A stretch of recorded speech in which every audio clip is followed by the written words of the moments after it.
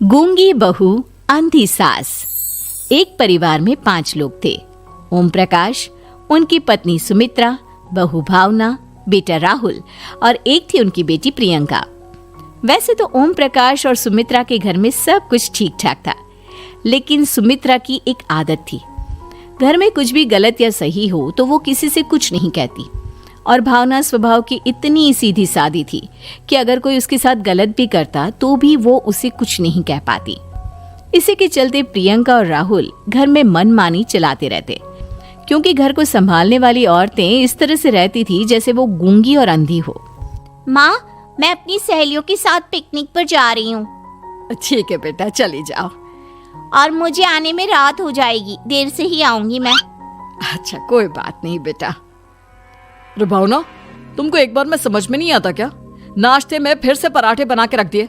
कितनी बार तुमसे कहा है कि मेरे लिए ढंग का नाश्ता बनाया करो। ठीक है जी, आगे से ध्यान रखूंगी। अरे ये बहू से किस तरह से बात कर रहे हो तुम राहुल? अरे तो और क्या करूं पापा, इसको कहीं बात एक बार में समझ में ही नहीं आती। सुमित्रा, तुम अपने बेटे को समझाती क्यों नहीं? बहू से बात करने का ये क्या तरीका है? अरे जिसकी जैसी मर्जी आए करो, मुझे क्या। भावना बेटा, तुम भी तो कभी कुछ कहा करो। इस तरह क्यों सबकी बातें सुनती रहती हो? कोई बात नहीं पापा जी, सब ठीक है। रात को काफी देर तक प्रियंका घर नहीं आती, और जब वापस लौट कर आती है तो एक लड़की के साथ बाइक पर बैठकर। सुमित्रा और भावना दोनों ही प्रियंका को लड़की के साथ देख लेते हैं। आज तो जोर से डांट पड़ने वाली है, लेकिन मैं डर क्यों रही हूँ? माँ तो सब कुछ देखकर भी अंधी बनी रहती है। और रही बात भाभी की, वो किसी को कुछ नहीं बताने वाली। कहने को भगवान ने आवाज दी है, लेकिन गूंगी है गूंगी। अरे प्रियंका बेटा, इतनी रात को कॉलेज से लौट कर आ रही हो? कहाँ गई थी तुम? पापा, वो सहेली के घर पर थी, पढ़ाई करने के लिए रुक गई थी। अच्छा, ठीक है, जाओ अपने कमरे में जाओ और सो जाओ। सुमित्रा ने अपनी बेटी को एक लड़की के साथ इतनी रात को आते देखकर भी उससे कुछ नहीं कहा, और भावना ने भी इस बारे में किसी से कोई बात नहीं की। कुछ दिनों के बाद मामा जी का फोन आया था। उन्होंने प्रियंका के लिए कोई रिश्ता ढूंढा है। लड़के वाले उसे देखने आ रहे हैं। अरे मुझे नहीं करनी शादी वादी, किसी लड़की को बुलाने की कोई जरूरत नहीं है। ये तुम क्या कर रही हो प्रियंका बेटा? तुम्हारी शादी की उम्र हो चली है और तुम्हारे मामा जी ने बहुत अच्छा रिश्ता बताया है। पापा, अब जिद क्यों कर रहे हैं? और आप क्यों मेरी मर्जी के खिलाफ शादी कराना चाहते हैं? अरे माँ, इसको समझाइए ना। आपकी बेटी, आप तो बस चुपचाप सब कुछ होते हुए भी देखती रहती हैं।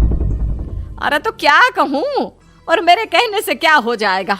वैसे भी गलत क्या हो रहा है, सब कुछ सही तो है। भावना बहू, देखो तो प्रियंका हमारी बात नहीं समझेगी, लेकिन वो तुम्हारी हम उम्र है। क्या पता तुम्हारे कहने से उसे कुछ समझ में आ जाए। नहीं पापा जी, मेरे कहने से कुछ नहीं होगा। मैं प्रियंका को कैसे समझा सकती हूँ?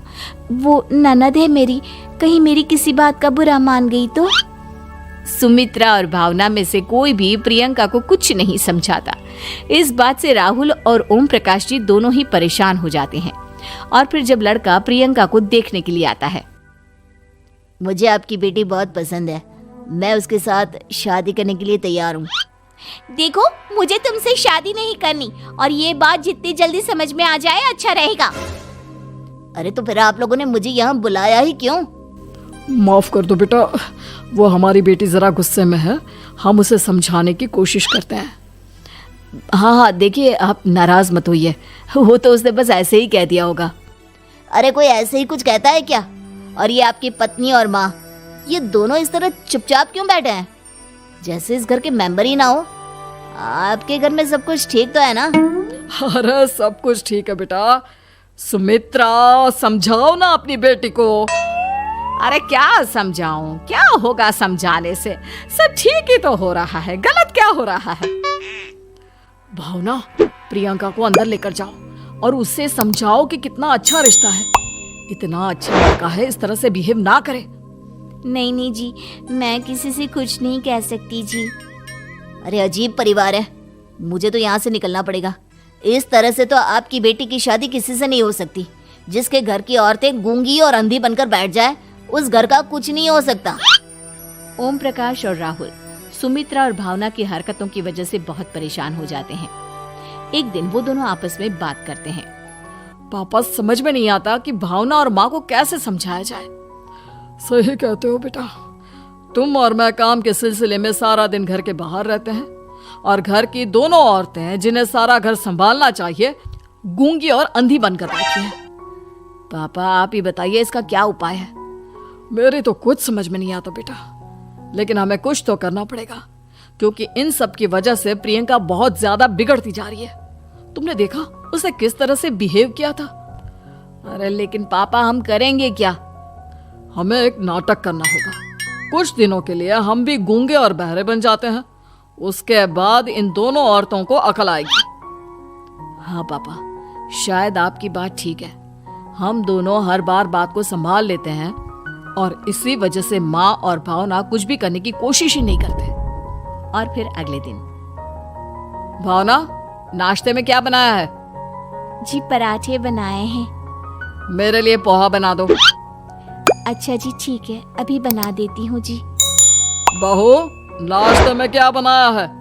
पापा जी, पराठे हैं और पोहे बन रहे हैं। अरे बहू, मुझे तो उपमा खाने का मन था, मेरे लिए उपमा बना दो। ठीक है पापा जी, अभी बना देती हूँ। भाभी, जल्दी से जरा मेरा कॉलेज का टिफिन तो पैक कर देना। और सुनो, मुझे ना भिंडी की सब्जी खाने का मन है। सुमित्रा चुपचाप बैठी बैठी सब कुछ देख रही थी। उसने किसी से कुछ भी नहीं कहा और ये देखकर भावना को मन ही मन गुस्सा आ रहा था, लेकिन वो किसी से कुछ नहीं कह रही थी। उसे लग रहा था कि ओम प्रकाश जी, जो हमेशा उसकी साइड लेते थे, वो भी आज चुपचाप बैठे हुए थे। शाम के वक्त प्रियंका अपने बहुत सारे दोस्तों को लेकर घर आती है और उधर दूसरी तरफ से राहुल भी अपने ऑफिस के दोस्तों को लेकर घर आ जाता है। प्रियंका अपने कमरे में तेज म्यूजिक चलाकर डांस करती है और राहुल अपने दोस्तों के साथ बैठकर जोर जोर से हंस रहा था। प्रियंका और राहुल मिलकर पूरे घर को अस्त व्यस्त कर देते हैं, लेकिन भावना उनसे कोई शिकायत नहीं करती और सुमित्रा जी भी चुपचाप बैठी रहती है। लेकिन भावना और सुमित्रा के अंदर का गुस्सा धीरे धीरे बढ़ रहा था।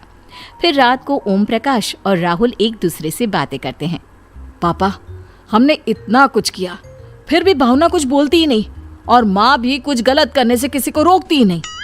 तुम चिंता मत करो बेटा, इन दोनों के अंदर का गुस्सा भर रहा है और बहुत जल्दी बाहर आने वाला है। अगले दिन, अरे बहू, ये कपड़े धुले हैं या गंदे हैं? पापा जी, कपड़े तो मैंने धोकर ही आपकी अलमारी में रखे थे। मुझे तो साफ नहीं लग रहा, एक बार और धो देना।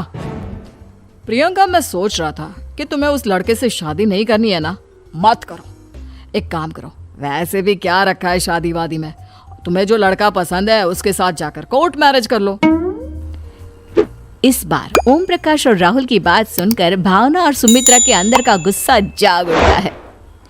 मैं किसी से कुछ कहती नहीं जी, इसका मतलब ये है कि आप लोग मुझे परेशान करते ही रहेंगे। कल 4 बार मुझसे नाश्ता बनवाया, आज पापा जी मुझसे धुले हुए कपड़ों को बार बार धुलवा रहे हैं। अरे मैं इंसान हूँ जी, कोई मशीन नहीं हूँ। तुम दोनों ने मिलकर इस घर की कैसी हालत बना दी है और अपनी बहन को भागकर शादी करने के लिए कह रहे हो। तुम भाई हो या दुश्मन? ओम प्रकाश और राहुल जोर जोर से हंसने लगते हैं। अरे इसमें हंसने की क्या बात है? हम लोग यहाँ इतने परेशान हो रहे हैं जी, तुम लोगों को ऐसी हरकत करने के बाद भी हंसी आ रही है। ये क्या कर रहे हैं जी आप दोनों? यही तो हम चाहते थे कि सुमित्रा, तुम अंधी होकर ना बैठी रहो। घर में कुछ भी गलत हो तो उसे रोकने की कोशिश करो।